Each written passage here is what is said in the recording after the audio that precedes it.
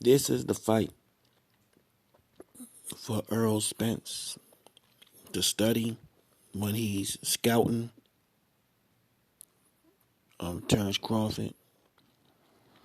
Benavides, he did a whole lot in this one fight. It shows some deficiencies in Crawford defense and his exchanges. Crawford gets a little lazy on defense, and when you take away his jab and his foot placement from the southpaw stance, he had trouble reading your jab, and he had trouble reading your jab, and you can catch him. You can catch him in the exchanges. He gets a little careless in the exchanges, and you can catch him. That's in the main machine. But Crawford still is a dangerous two-handed fighter that has a very good knowledge of breaking you down to the head and to the body. And he have an understanding of where you're going to be at. He good on picking up tendencies, and little twerks and stuff, with little twerks and habits and things that you do by putting in investment with his jab in the early rounds, putting in that work in the early rounds. He's good at jumping in and out of range and using his long 74-inch reach, and he good at using his feet. He uses his feet very, very well in the ring. He uses range, his feet. He uses a lot of level changes just to get you to react. Get you to react. A lot of level changes, changing head slides, a lot of probing and feinting to get you off, just to learn little habits and little tendencies and quirks that you do just for he can pick up on it.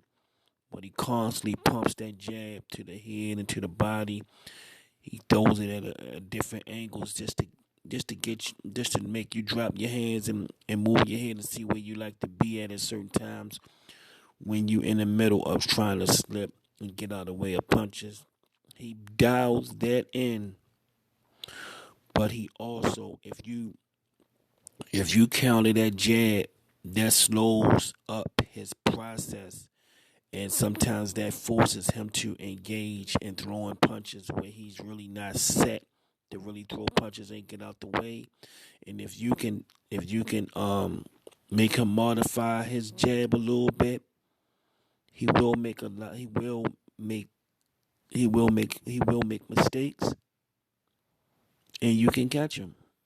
He can be dissected, but he's a very educated boxer. Sound defense, very tight defense. But he is a little chinny, and he can be hurt in the exchange. So if Errol Spence was smart, he will take away Terrence Crawford jab. He will make it hard for Terrence Crawford to jab.